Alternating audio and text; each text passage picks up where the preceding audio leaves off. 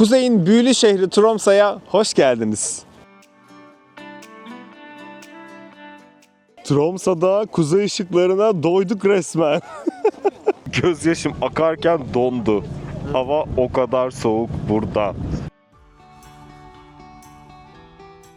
545 nok ödedik kişi başına. Balinanın salımı var.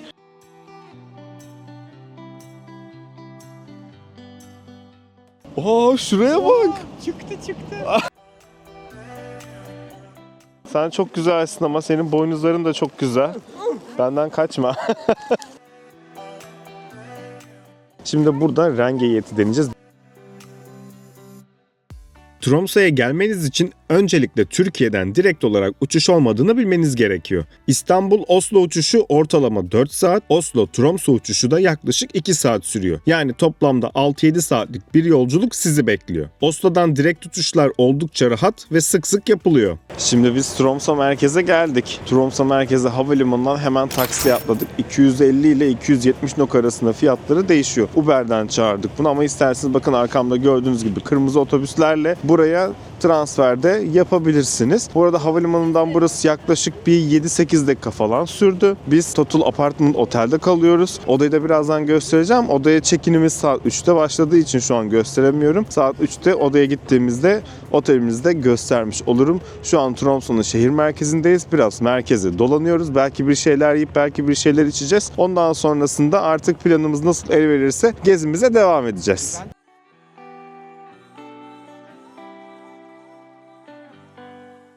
Tromsø, Norveç'in kuzeyinde Kuzey Kutup Dairesi'nin 350 kilometre yukarısında yer alan büyüleyici bir şehir. Kuzeyin Paris'i olarak anılan bu şehir, kuzey ışıklarını izlemek isteyenler için dünyanın en popüler noktalarından biri. Yaklaşık 78 bin kişilik nüfusuyla Norveç'in kuzeyindeki en büyük şehir konumunda. Tromsø'da kış aylarında güneş neredeyse hiç doğmaz, yazın ise gece yarısı güneş sayesinde günler hiç bitmez.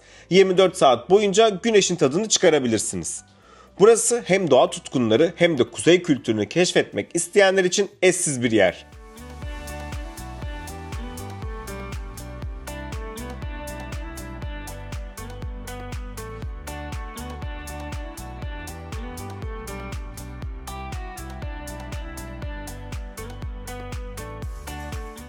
Evet, geldik, bir troll müzesi gördük. Dedik ki troll müzesini bir gezelim ama değmezmiş arkadaşlar. Bunun için kişi başı 200 nok verdik. Zaten görüntüleri var, bakıp görürsünüz eğer girmek istiyorsanız da. Girersiniz ama bence değmez. Şimdi gelin devam edelim.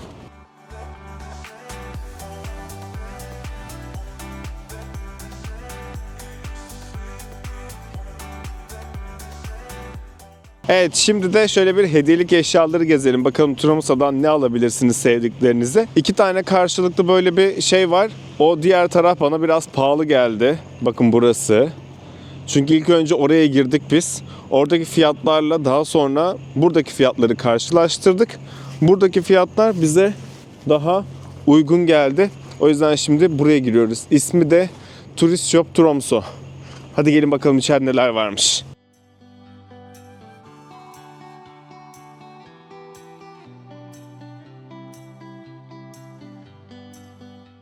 Burada da böyle kazaklar alabilirsiniz. 1199 nok. Fiyatları da gayet güzel.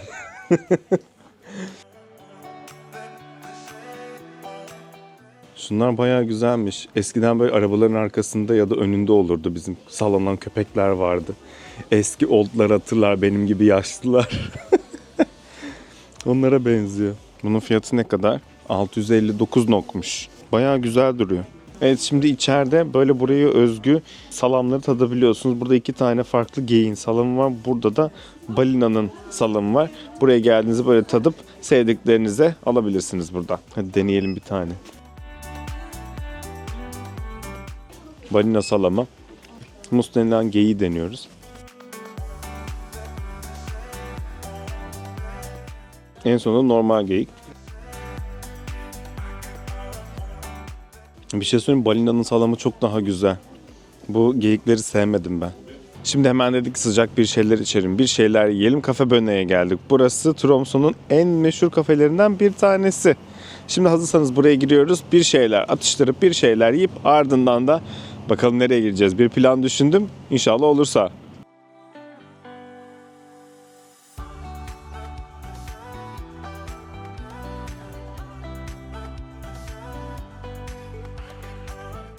Evet, şimdi dedik ki teleferiğe çıkalım. Tromsø'ya bir tepeden bakalım, inşallah gözükürse. Bu arada hemen şu meydanın karşı tarafında Tromsø için bir shuttle buslar var. Ona binip buradan gidebiliyorsunuz. Dedik ki shuttle'a binelim ama yani shuttle o kadar pahalı ki kişi başı 100 NOK dedi. Nereden baksan 350 TL falan yapıyor. Uber'e baktık. Uber daha uyguna geldi. Yani Uber 4 kişiyi 300'e falan götürüyor. 240 krona mı öyle bir şeye götürüyor. Dedik ki hiç acele etmemize gerek yok. Buradan shuttle'a bineceğimizde biz dedik ki Uber kiralarız. Öyle gideriz. Ya da zaten biz karşıya geçeceğiz birazdan. Hani karşıya geçtikten sonra belki yürüyerek gidebiliyorsak gidebiliriz diye. Ama o yüzden shuttle çok mantıklı gelmedi. Ama sizin için de bir seçenek olsun. Buradan hemen shuttle'lara binebiliyorsunuz arkadaşlar. Şu an zaten kalktı shuttle. Böyleli.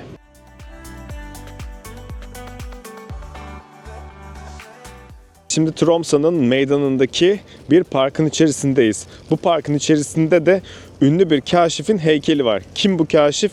Roald Amundsen. Bu kaşif Güney Kutbu'na ulaşan ilk insan. 1911 yılında ekibiyle birlikte Güney Kutbu'nu keşfetmiş ve daha önce de Güneybatı geçidini de başarıyla geçmiştir. 1928'de Kuzey Kutbu'nda kaybolan bir ekibi kurtarma görevindeyken hayatını kaybetmiş. O yüzden de Tromsø'nun merkezine böyle bir heykelini yapmışlar.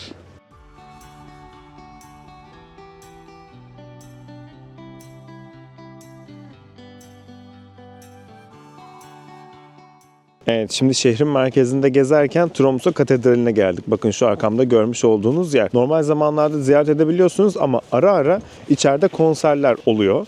Bu konserleri de böyle online web sitesi üzerinden ya da Get Your Guide üzerinden alabiliyorsunuz. Bizim arkadaşlar aldı ama biz almadık bu konseri. Akşam başka bir planımız olursa başka bir şey yaparız diye. O yüzden aklınızda bulunsun. Gelirseniz katedralde böyle bir konser gecesi yapabilirsiniz. Şimdi zaten bir de öğlen de konser varmış. O yüzden insanlar bakın şeyden çıkıyor, konserden çıkıyor. Bir de bunun gecesi var.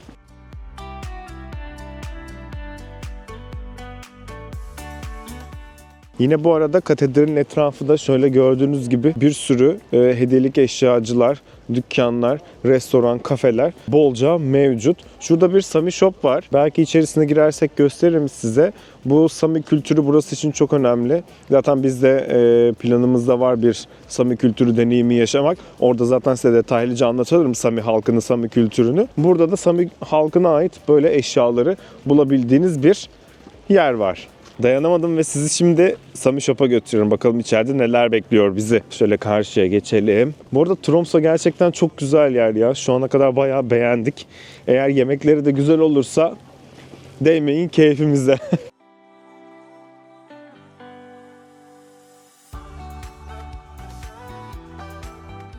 Böyle Sami kültürüne ait çok fazla şey bulabiliyorsunuz. Aynı zamanda geyikler de var, geyik kürkü de var. Deri çantalar var, deriden eşyalar, cüzdanlar.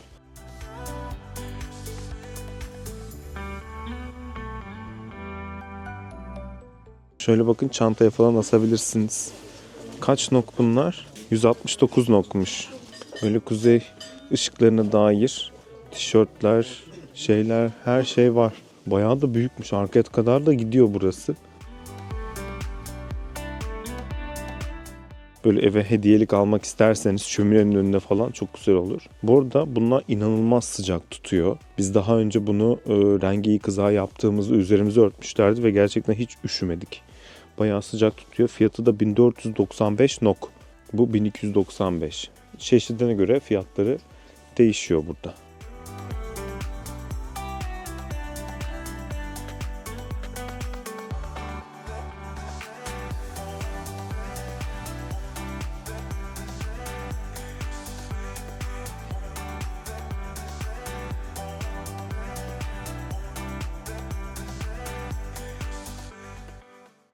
Şimdi Northern Lights denilen bir hediyelik eşyacıya geldik. Bunun içerisinde bedava, ücretsiz 15 dakikalık bir Northern Lights sineması varmış. Oraya giriyoruz hazırsanız. Her saat başı sinema var. Gerçekten sinema gibi bu arada. Buraya böyle oturup birazdan bakalım ne izleyeceğiz.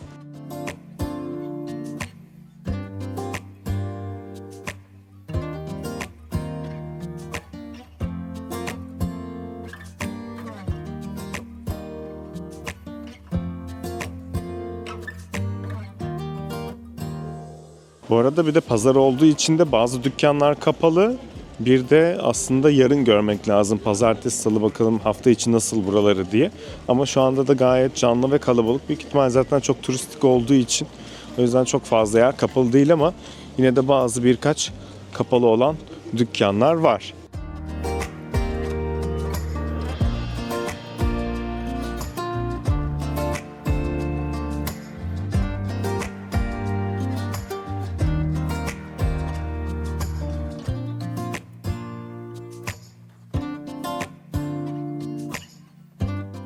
Hava hem soğuk hem de böyle Tromsø'da ne yapacağımızı bilmediğimiz için hem böyle hediyelik eşyacı geziyoruz hem de kütüphane falan geziyoruz. Şu an Tromsø'nun kütüphanesinin içerisindeyiz. Burası bayağı büyük ve modern bir kütüphane.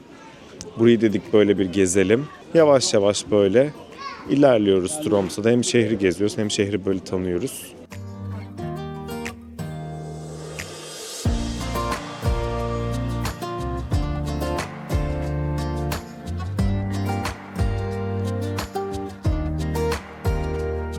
Şimdi ise Tromsø'da Raket Ambar'a geldik. Burası Tromsø'nun en küçük ve en etkileyici mekanlarından bir tanesi. Şimdi burada Rengeyeti deneyeceğiz. Bir de özel bir biraları var. Mank denilen, onu tadacağız. Ve sırada bekliyoruz. Biraz sıra var. Sadece 3,6 metrekarelik alanıyla dünyanın en küçük barı unvanına sahip bu yer 1911'den beri hizmet veriyor. Yerel Mek birası, sıcak şarap ve rengeyi sosisleri gibi Norveç lezzetlerini sunan bar sıcak ve samimi atmosferiyle dikkat çekiyor.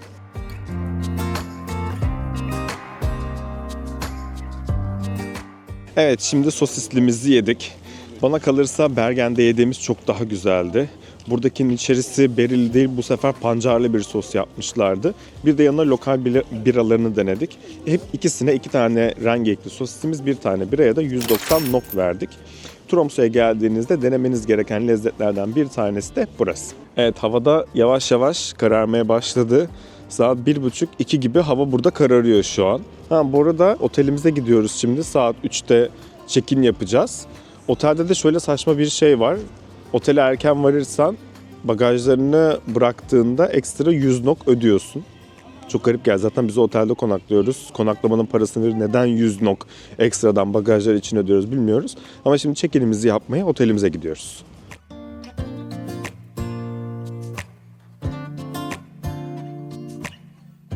Şu an 19 Ocak olduğu için Noel'i de yeni yılı da daha atlatamamışlar.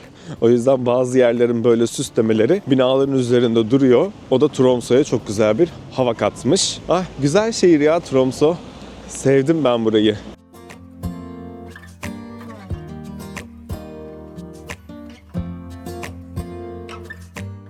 Evet. Odamıza geldik ama gelirken o kadar çok uğraştık ki her şeyleri elektronik olduğu için kapının şifresini bir türlü ayarlayamadılar. Normalde bize bir şifre vermişlerdi ama o şifreyle giremedik. Aradık vesaire, onlarla konuştuk. Yineden bir refreshlediler şifreyi. Daha sonra girebildik ama şu an bence gayet güzel. Önü de açık, manzarası da var. Evin içi de çok güzel. Kendine ait bir mutfağı da var. 2 tane odası, 1 tane tuvaleti, ufak bir de salonu ve giriş alanı var evimizin. Evet, şimdi Tromsø'nun merkezine geldik. Hemen otelimizden yürüdük biraz daha. Çünkü Aurora diye bir uygulama var. Bu kuzey ışıklarının olduğu şeyi görebiliyorsunuz. Onun üzerinden kuzey ışıkları geldim, işte best lokasyon neresi bilmem ne falan. Biz onu yaptık. Telefonumuza bildirim geldi. Dedik ki işte 1 saat içerisinde falan kuzey ışıkları gözükecekti. Biz de hemen üstümüzü toparlandık ve merkeze böyle sahil kenarına geldik. Ve bir anda karşımıza ışıklar çıktı. Şuraya bak. Çıktı. Bayağı gözüküyor.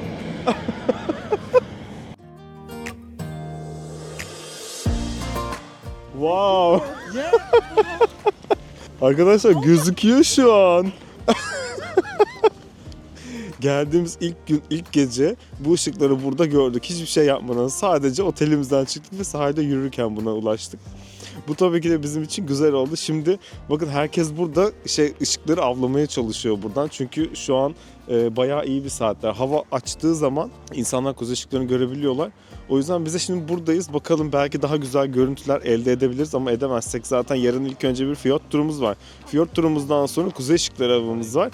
Ve ondan sonra daha bir sürü aktivite, daha bir sürü yaşayacağımız macera bizleri bekliyor burada. Ama yani geçen sene Finlandiya'da göremeyip bu sene burada ilk adımımızda görmemiz gerçekten mükemmel oldu. İçime bir su serpti.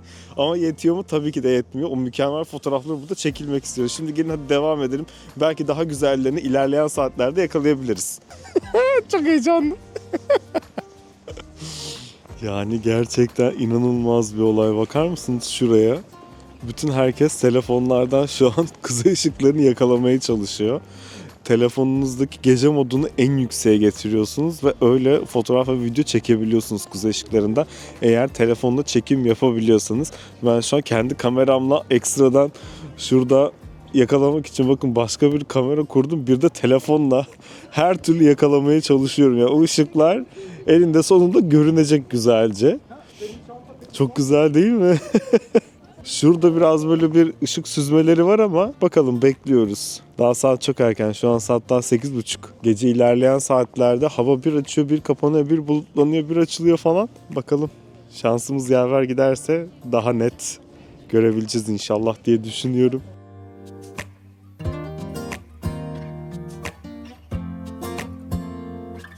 Şu an biraz fazla üşüdük. O yüzden buradaki Hard Rock Cafe'ye gidiyoruz. Böyle sıcak bir şeyler içip ısınıp tekrardan devam etmeyi planlıyoruz arkadaşlar. Çünkü soğukta her yerimiz mahvoldu. Kuzey ışıkları avı işte böyle bir şey. Asıl olayımız yarın akşam. Yarın akşam buradan bir tur aldık. Kuzey ışıkları turu. Bayağı kamplı, mamplı böyle işte belli bir lokasyonlara gitmeli. Güzel fotoğraflı, videolu kuzey ışıkları avını yakalayacağız. Avını yapacağız daha doğrusu. Böyle şimdi sıcak bir şeyler içmeye gidiyoruz. Bu Hard Rock Cafe saat 9'da kapanıyormuş. Bugün pazar olduğu için. Diğer günler 10.30'da. Pazar günü 9'da. Şimdi başka bir yer bakıyoruz kendimize. Yoksa burada donup kalacağız.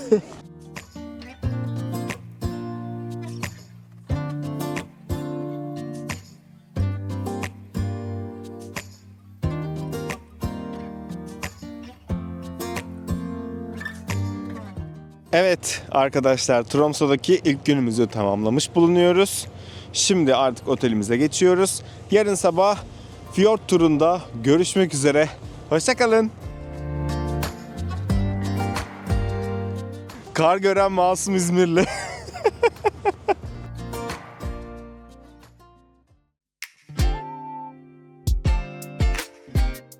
Günaydın, günaydın, günaydın. Tromsø'daki ikinci günümüzde ilk aktivitemizi yapmaya gidiyoruz. Fiyort turuna gidiyoruz. Ama bakar mısınız Tromsø'nun güzelliğine? Hava o kadar güzel ki üstü tertemiz. Eğer bugün akşam da bu şekilde olursa kuzey ışıklarını mükemmel bir şekilde görebiliriz arkadaşlar.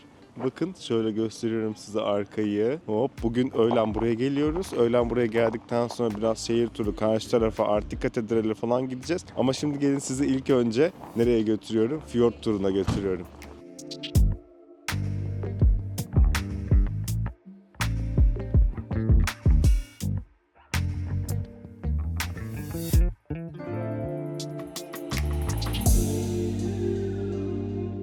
Şimdi de Kaltfjorden denilen bir yere geldik. İlk durağımız burası. Gördüğünüz gibi manzaramız mükemmel.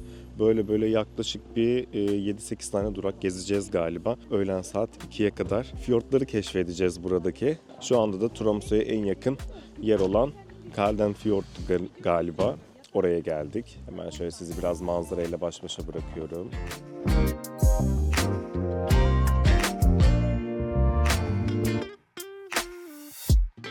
Şimdi ise buranın en güzel noktalarından bir tanesindeyiz.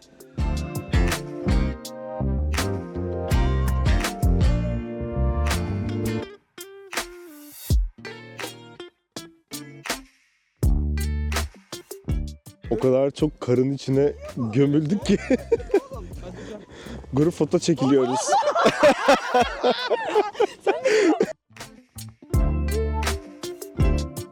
Nasıl? Beğendiniz mi buraları? Ah, inanılmaz güzel. Bu arada hava şu an o kadar çok soğuk değil. Ellerim bakın açıkta. Donmuyor o kadar çok. Ama yine de soğuk yani. Ama o kadar çok soğuk değil. Ama güzel. Bayağı iyi. Özellikle şu an hava çok güzel olduğu için gerçekten her şey çok güzel çıkıyor. Bu arada aracımız da bu. Şu an biz 4 kişiyiz. Normalde 6 kişilik araç ama 4 kişi gidiyoruz. Turun detaylarını da yazarım. Stimpier denilen bir yerden aldık. Aslında ben burayı Instagram'dan da bulmuştum. Sonra adama yazdım. Adam bizi buraya yönlendirdi falan. Şu an onunla birlikte seyahat ediyoruz. Bakalım akşam da kuzey ışıklarına çıkacağız. Şimdi fiyort gezimize devam.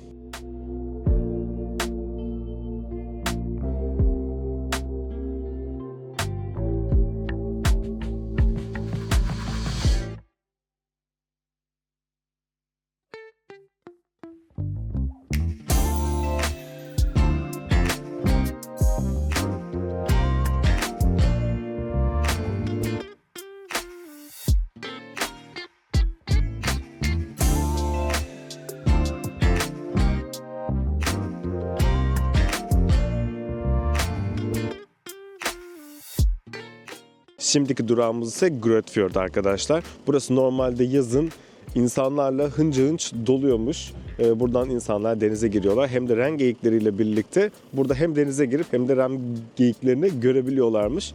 Burası da böyle bayağı oldukça güzel ve etkileyici bir yer. Aynı zamanda bir fiyordun da parçası. Normalde bakın böyle ren geyikleriyle insanlar burada denize giriyorlar. Tam burada o fotoğrafların hepsi burada çekilmiş. Ve bakın şimdi tekrardan.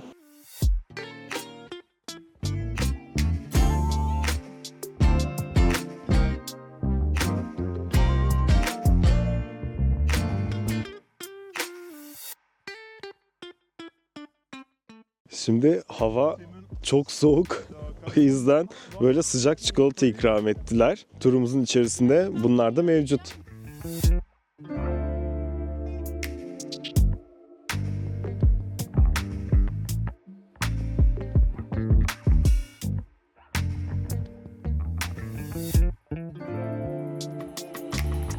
Bir de böyle bir çörek ikram ettiler.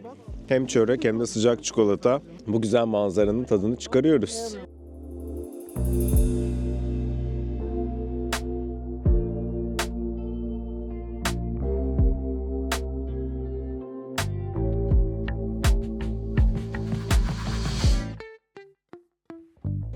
Şimdi fiyord gezmeye devam ediyoruz. Bir yandan da drone çekmeye çalışıyoruz. Size güzel güzel görüntüler göndermeye çalışıyoruz, göstermeye çalışıyoruz.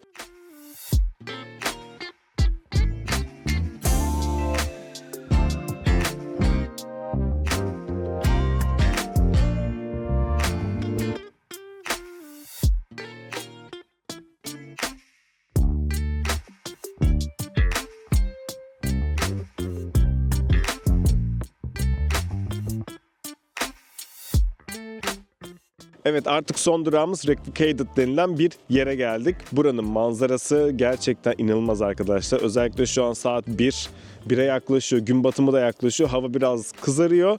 Manzara hem burada var hem burada var. Şimdi hazırsanız size onu gösteriyorum. Ardından Tromsø'ya doğru devam ediyoruz. Bu turumuzdaki son durağımız, yol üzerinde böyle güzel yerler görürsek oralara da uğrayıp artık son olarak Tromsø'ya geri döneceğiz. İlk olarak size hangi manzarayı göstersem diye düşünüyorum ama ilk olarak hemen şu tarafa doğru.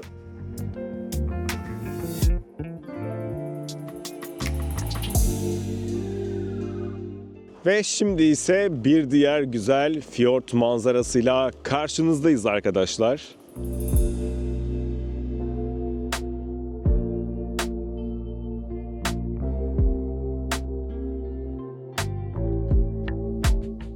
Bu arada burada başka bir aktivite daha var.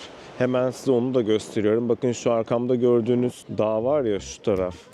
Eğer karda yürümek istiyorsanız burada böyle kar trekking denilen bir şey yapıyorlar. Onu da burada yapıyormuşsunuz. Ama biz o turu almadık. Nasıl olsa dedik ki her yerde karlarla cebelleşiyoruz zaten. O yüzden şey yapmayalım diye. Buradan böyle eğer geldiğinizde bu tarafta böyle gezebiliyorsunuz.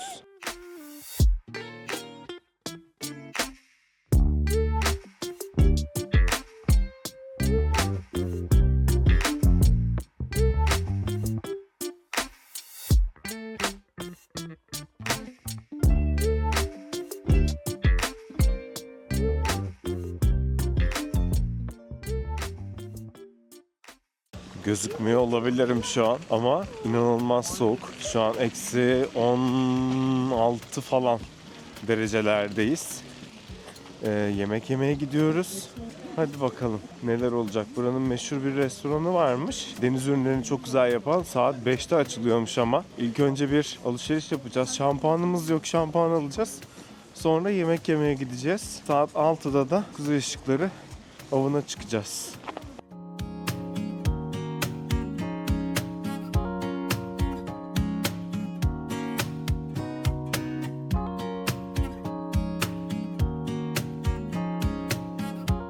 Şimdi yemek yiyelim dedik ama baktık ki rezervasyonumuz olmadığı için bizi saat 6.30'a iteliyor. O yüzden bizim de o kadar vaktimiz yok ve yaklaşık bir saat sonra Kuzey Işıkları avı için tur rehberimiz bizi alacak otelden. O yüzden bir vaktimiz olmadığından dolayı şimdi hemen hızlı ne yiyebiliriz diye bakıyoruz. Büyük ihtimalle Burger King falan yapacağız. Öyle size de bilgilendirme yapayım ama gelirseniz buraya rezervasyon yaptırıp fiyatlarını da zaten çekmiştim. Rezervasyon yaptırıp burada akşam yemeklerinizi güzelce yiyebilirsiniz. Bakın şu yukarıda yavaş yavaş gözükmeye başladı. Daha turumuza başlamadık. Malzemelerimizi almaya geldik ama bakar mısınız şu an? Bu arada kıyafet konusu da eğer istiyorsanız bakın burada tüm botlar, kıyafetler, her şey var. İsterseniz buradan giyebiliyorsunuz arkadaşlar. Bu da aldığımız turun içerisinde var bu hizmette. Ama benim montum ısıtmalı olduğu için ve üstüm kalın olduğu için gerek duymadık. Ama istiyorsanız buradan böyle kıyafetlerinizi alabiliyorsunuz. Evet, şimdi nehir kenarında bir yere geldik arkadaşlar. Bakın şu arkama kuruluyoruz. Bir ateş yakacağız ve kuzey ışıklarını burada bekleyeceğiz. Bugün çok güçlü gözükmesini bekliyoruz. Tüm application'lar, tüm sistem, doğa, her şey öyle söylüyor. Bakalım eğer gerçekten kuzey ışıklarını güçlü görebilirsek aşırı sevineceğiz. Çünkü yaklaşık 2 senedir kuzey ışıklarını yakalamaya çalışıyoruz. Geçen sene Finlandiya'da yakalayamadık ama bu sene Tromso'da birazdan kuzey ışıklarını göreceğiz diye umuyorum.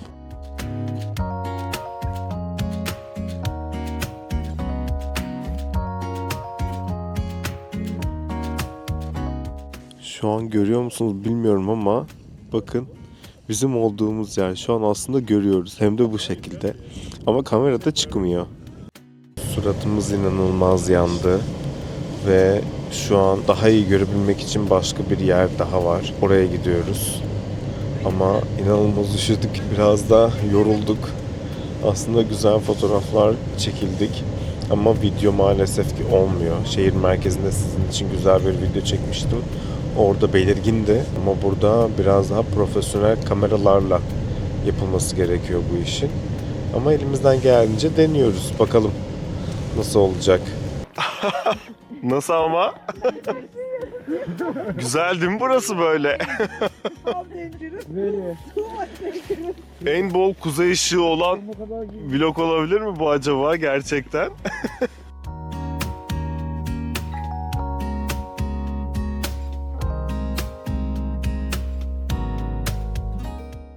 Finally. Bayağı güzel. Bak. Oha. Bakar mısın?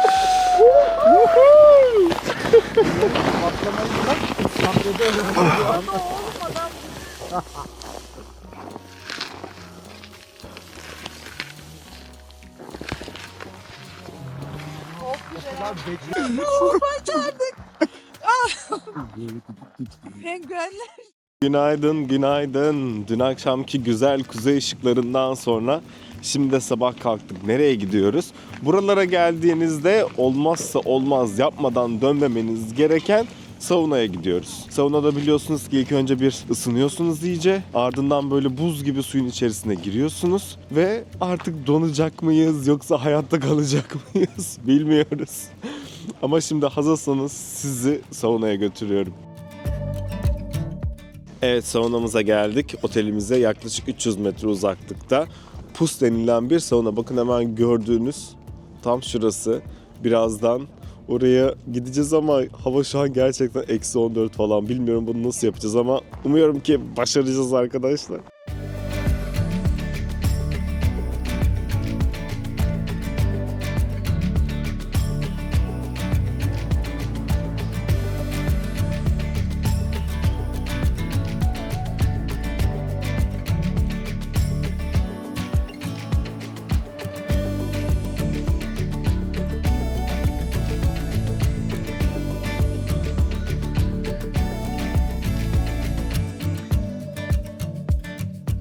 Evet, şimdi güzelce saunamıza girdik. Denizimize de girdik. Bir yandan donduk, bir yandan yandık. Tüm işlemlerimizi gerçekleştirdik. Buralara geldiğinizde denemeniz gereken bir aktivite mutlaka deneyin arkadaşlar. Hemen rezervasyonunuzu internet üzerinden yapıyorsunuz. Pus saunaya girdiğinizde rezervasyonunuzu oluşturuyorsunuz. Daha sonra buraya geliyorsunuz. Bakın hemen burada check-in'inizi yaptırıyorsunuz. Check-in'inizi yaptırdıktan sonra buradan PIN koduyla birlikte buradaki odalara giriyorsunuz. Üstünüzü soyunuyorsunuz. Mayonuzu giyiyorsunuz. Sonra ortak alana geçiyorsunuz. Bir yaklaşık 10-15 dakika kadar sıcak saunada kalıyorsunuz. Sonra kendinizi serin sulara atıyorsunuz. Ondan sonra tekrardan saunaya giriyorsunuz. Sonra tekrar atıyorsunuz. Artık bunu kaç defa yapmak isterseniz. Biz 3 defa yaptık. Daha sonra en son saunaya girdikten sonra artık ısınıp üzerinizi giyinip çıkıyorsunuz. Biz şimdi otele doğru devam ediyoruz. Otelde duşumuzu alacağız ve ardından şehri keşfetmeye, teleferiğe de çıkacağız bir yandan da. Böylece size güzel güzel bilgiler verdikten sonra artık devam edebiliriz. Şimdi hemen yol üzerinde giderken şöyle bir şey dikkatimi çekti. Northern Lights Cruise denilen, içerisinde hem sauna var hem jacuzzi var. Saat 7'den sonra başlıyor. Yani eğer hem kuzey ışıklarını görüp hem de böyle bir jacuzzi ve sauna deneyimi yaşamak isterseniz buradan rezervasyonunuzu yaptırabilirsiniz. Vulcana diye bir yer. Gelmeden önce aklınızda bulunsun. Hemen sizin için çekiyorum rezervasyonlarını. Belki QR kodu okutarak da buradan rezervasyonunuzu yaptırabilirsiniz. Bu da değişik bir aktivite buraya geldiğinizde.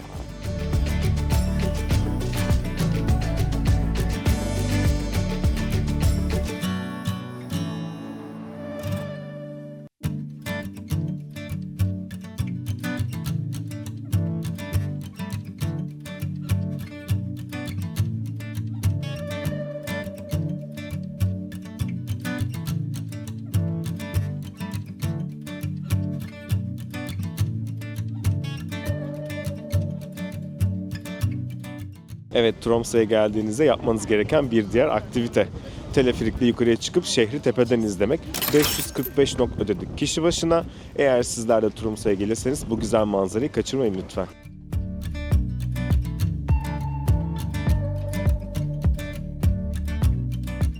Bu arada tepesi tabii ki de şehir manzarası çok güzel olduğu için inanılmaz kalabalık arkadaşlar. Bakın. Biraz fotoğraf çekmekte zorlanabilirsiniz. Ama manzarayı görünce değiyor bence. Ne düşünüyorsunuz? Ha? Aşırı soğuk. İçeriye gidiyorum arkadaşlar. Bu kadar yeter. Daha fazla dayanamayacağım. İçeride bir de böyle manzaraya karşı güzel bir kafe var. Ama tabii yer bulursanız bu kahvenizi içerek bu güzel manzaranın tadını çıkartabilirsiniz arkadaşlar. Ama biz sanırım beklemeyeceğiz. Aşağıya geri ineceğiz çünkü biraz açız. O yüzden aşağıda yemek yiyeceğiz.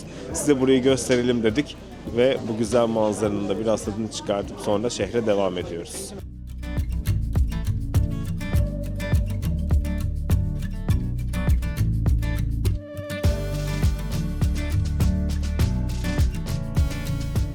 Evet, şimdi ise Tromsø'nun en simge yapılarından bir tanesi olan Arctic Katedral'e geldik. Hazırsanız şimdi burayı geziyoruz.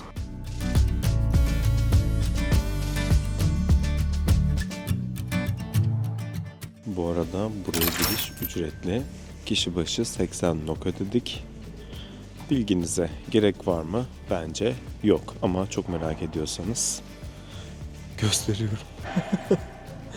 Bence 80 NOK vermenize gerek yok arkadaşlar. Ama güzel bir atmosferi var. Evet, şimdi ise nereye geldik? Buranın yine en meşhur restoranlarından bir tanesi olan Egon Restoran'a geldik. Burada güzel bir akşam yemeği yiyeceğiz. Hazırsanız şimdi sizi içeriye götürüyorum.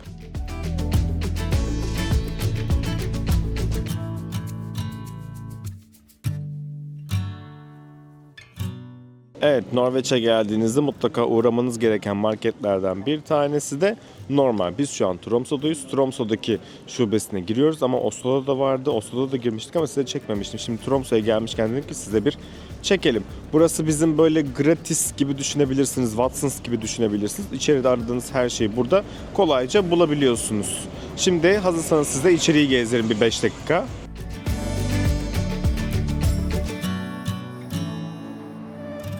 Böyle içeride Norveç'e özgü vitaminler de bulabiliyorsunuz. Balık yağları da bulabiliyorsunuz.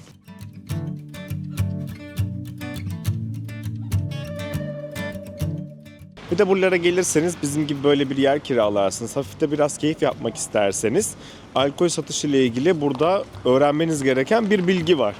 Alkol satışı 8'den sonra asla yok. Pazar günü de alkol satışı tamamen yasak ve genelde marketlerde sadece bira bulunuyor. Eğer böyle şarap vesaire almak isterseniz onlar için de özel butik yerler var. Şu an biz bir tanesinin önündeyiz. Bir şeyler satın almak isterseniz buraya gelip alabilirsiniz. Evet, bira dışında alabileceğiniz yerlerden bir tanesinin içerisindeyiz demiştim. Şimdi şöyle bir bakalım hem fiyatlarına. 399'a da var. 949'a da var. 589. Her fiyat uygun içecekleri burada bulabiliyorsunuz. Ama dediğim gibi normal marketlerde yok. Sadece şu anki yer gibi butik yerlerde bulabiliyorsunuz.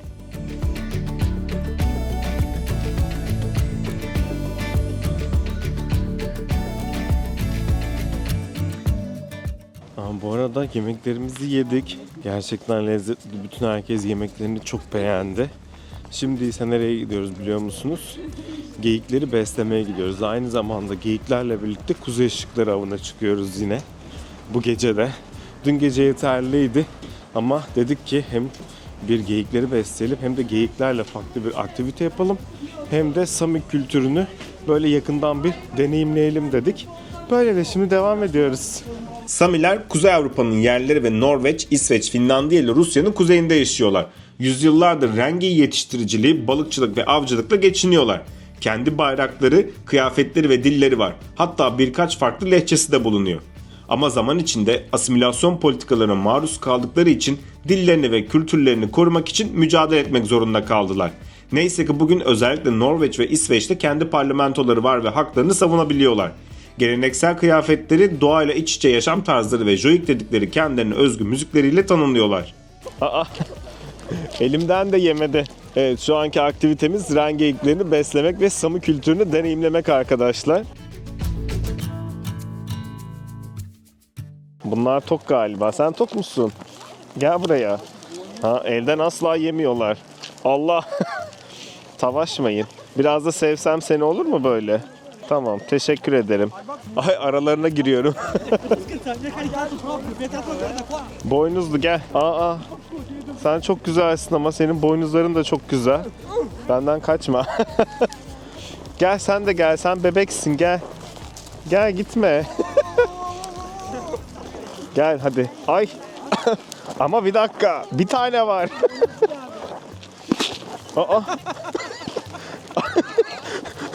Niye kavga ediyorsunuz? Tamam aşkım sen de yiyeceksin. Tamam evet. Ay güzellik. Üstü donmuş. Sen çok açsın ben anladım. Aç. Sakın. Tamam sen de ye sen de ye. Evet arkadaşlar şu an hem renginklerini besledik hem de bakar mısınız şuradan bir kuzey ışığı geliyor. Umarım gözüküyordur fotoğraflarda. Bakın. Gördünüz mü? Tromsø gerçekten kuzey ışıklarının cenneti arkadaşlar. Yani eğer kuzey ışıklarını kesin olarak görmek istiyorsanız Tromsø'ya gelmelisiniz. Böyle güzel aktiviteler yapabilirsiniz. Hem de kuzey ışıklarını bol bol izleyebilirsiniz. Biz geldiğimizden beri her gün kuzey ışıklarını gördük. Görmediğimiz hiçbir gün olmadı şu ana kadar.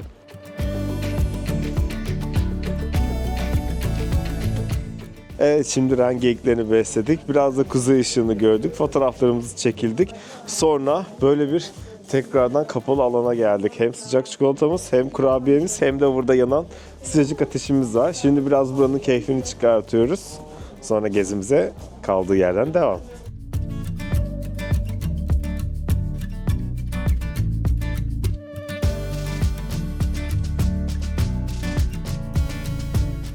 Bir şey diyeceğim arkadaşlar, bu ne?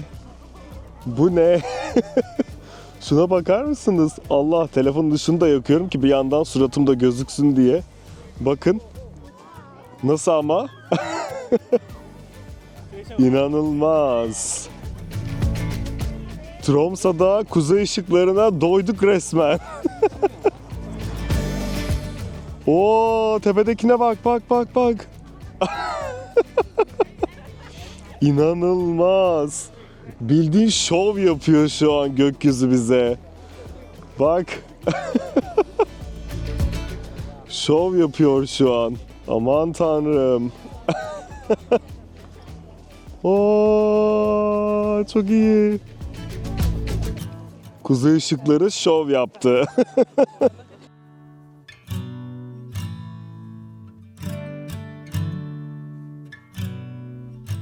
Bu arada bu aldığımız tur yemekli. İlk önce bir şöyle somon salatası geldi. Ortam karanlık olduğu için çok çıkmıyor ama somon salatamız geldi. Daha sonra yerel lezzetlerini ve geyik etini deneyeceğiz. Ardından da güzel bir çikolatalı kek deneyeceğiz.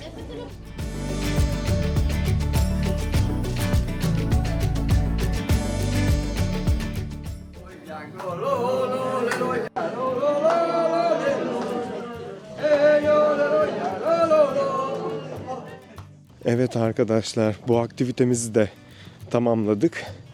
Bu arada yemekler pek güzel değildi ama bunu biliyorduk. Zaten yani tahmin etmiştik. Ama ren geyiklerini beslemek, o sırada kuzey ışıklarını görmek, Sami kültürüne daha iyi bilgiler edinmek güzeldi. O yüzden buralara gelirseniz yapmanız gereken bir diğer aktivite de bu. Biz olabildiğince buradaki tüm aktiviteleri yapmaya çalışıyoruz. Günümüzü dolu dolu geçirmeye çalışıyoruz. Bugünlük bu kadar. Yarın da balina safarisinde görüşmek üzere.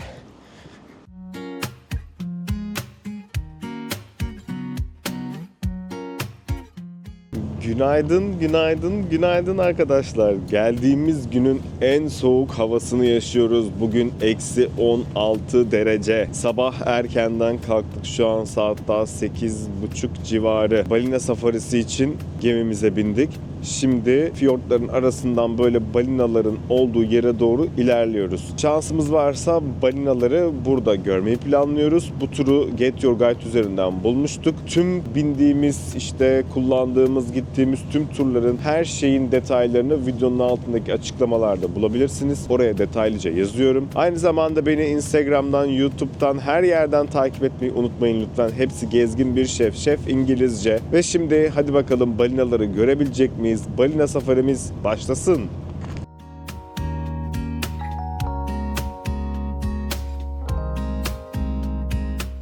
Evet, yine bir vlogda maceralara atıldık. Buz tutmuş olan katamaranımızın üstünde dolaşmaya çalışıyoruz. Aynı zamanda hava o kadar soğuk ve rüzgarla birlikte şu an eksi 20'ler falan hissediliyor arkadaşlar. Her yer gördüğünüz gibi donmuş dağlarla çevrili. Eğer şansımız el verirse balinaları göreceğiz. Vermezse bu soğuğu yediğimizle kalacağız diye düşünüyorum. Böyleli. Ama manzara inanılmaz. Soğuk moğuk ama yine de çok güzel.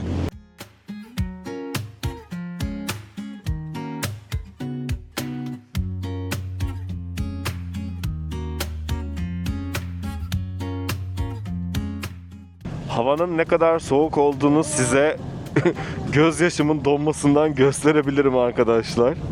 Soğuk olduğu için gözüm yaşardı ve gözyaşım akarken dondu. Hava o kadar soğuk burada. Neredeyiz diye soracak olursanız size hemen telefondan nerede olduğumuzu gösteriyorum. Bakın, Tromsø burası, kaldığımız yer. Biz oradan şu an buraya doğru ilerledik.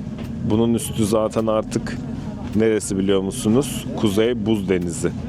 Yani şu an Kuzey Buz Denizi'ne geldik neredeyse. Öyle diyeyim size.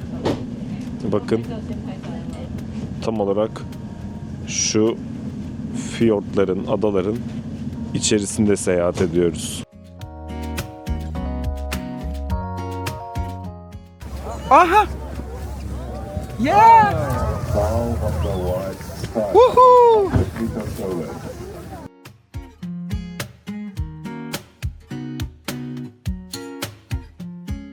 Evet arkadaşlar, şu an balina avındayız ve gördüğünüz gibi orka balinalarıyla birlikte burada güzel manzarada seyrediyoruz. Bakar mısınız balinalara? Bunlar orka balinaları. Daha birçok çeşidi gözüküyor burada ama şu an bizim gördüğümüz orka. İnşallah diğerlerini de zaman içerisinde göreceğiz diye düşünüyoruz.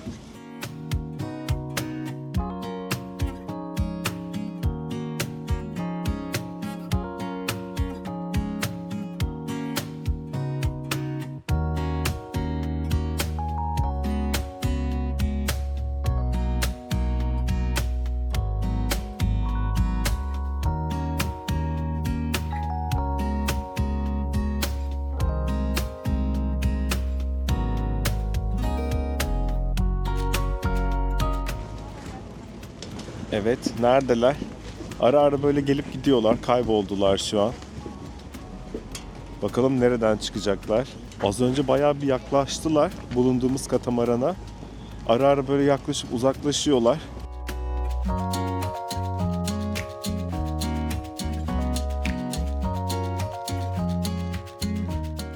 Bir yandan bir de görevliler de var. Onlar da bakıyorlar. Nerede olduğunu size söylüyorlar. Yani katamaranın sağında mı, solunda mı, önünde mi, arkasında mı olduğunu size mikrofonla bildiriyorlar. Tüm gemi duyuyor onu. Ona göre de takip edebiliyorsunuz.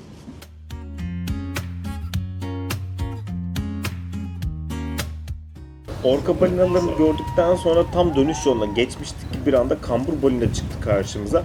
Üstüne ekstra olarak bir de deniz kartalı gördük. Bizim için güzel bir kapanış oldu.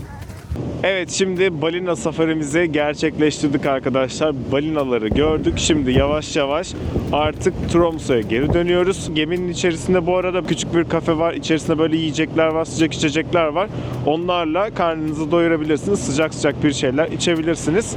Bir yandan da tabii bu güzel manzara.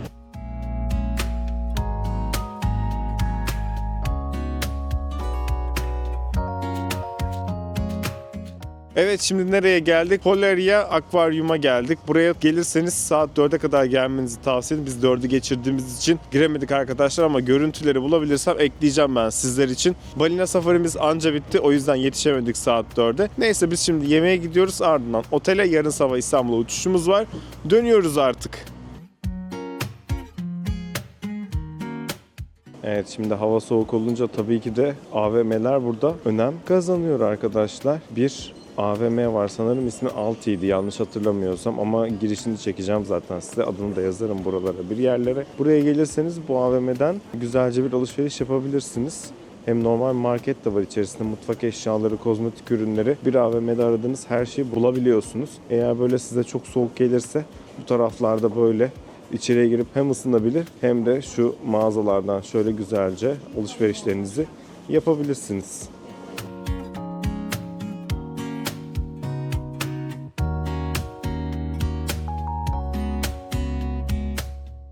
Evet, şimdi nereye geldik? Marduş denilen bir restorana geldik Tromsø'da. Buranın en meşhur restoranlarından bir tanesi burası. Şimdi şöyle Koalfish denilen bir balık söyledik buraya özgü. Bir de ne söyledik inanır mısınız? Rengeyi eti söyledik. Bu sefer steak halinde söyledik ama. Buranın bir restoran tarafı var, bir de bar tarafı var. Bu tarafında yemeklerimizi yiyoruz. Umos diğer tarafına da geçip belki böyle biraz vakit geçirebiliriz bar tarafında diye düşündük.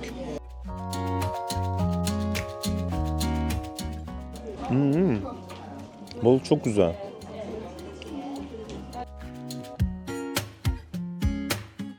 Fena değil diyebilirim bunun için.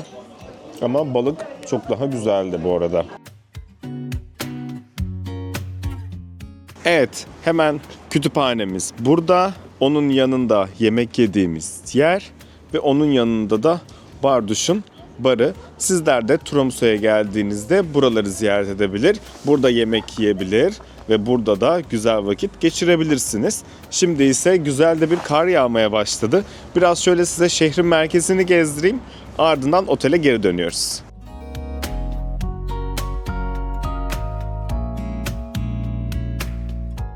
Bu arada Tromso'da bazı yerlerde, yani kaldırımlarda ve yollarda ısıtma var. Yerden ısıtma var buz tutmaması için. Biz şu an yerden ısıtmalı olan bir yerde gidiyoruz ama bazen araları bozuk oluyor. O yüzden buzla kaplanmış oluyor ve inanılmaz kayıyor yerler. Zaten şu eğer gözüküyorsa bakın yerlerde bazen böyle parıldamalar mevcut. Onlar demek oluyor ki ben mükemmel derecede kayıyorum. Benim üstüme basma, seni kaydırırım. O yüzden buraya geldiğinizde düşen çok fazla insan görebilirsiniz ve buraya gelecekseniz bu ayakkabılara geçirilen çivilerden var. Onlardan almanızı tavsiye ederim ya da yoksa da buradaki marketlerden bir tane alabilirsiniz. Burada olmazsa olmaz çünkü gerçekten her yer buz arkadaşlar. Yani gittiğiniz her yerde böyle buzlar oluyor. Kayma ihtimaliniz çok yüksek.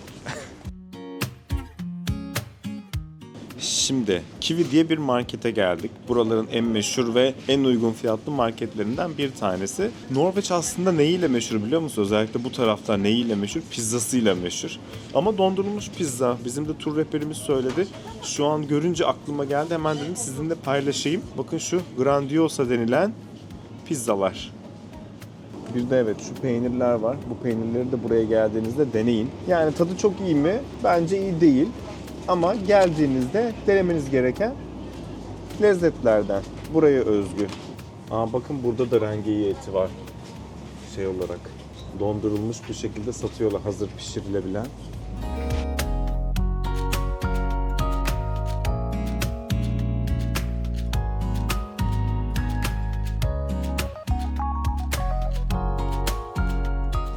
Evet, Norveç'in meşhur çikolataları. Bakın burada da var. Şunlardan da bir 3 tane alıyorum. Çantaya atarız. O zaman şimdi biraz kasa sırası bekliyoruz. Sonra otele devam.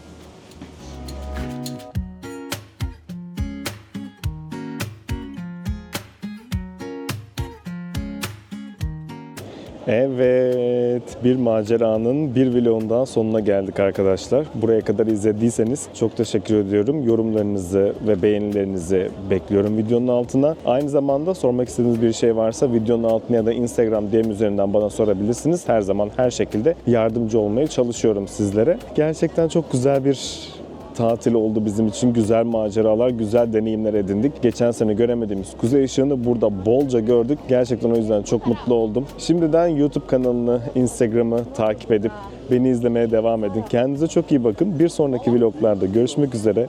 Hoşça kalın.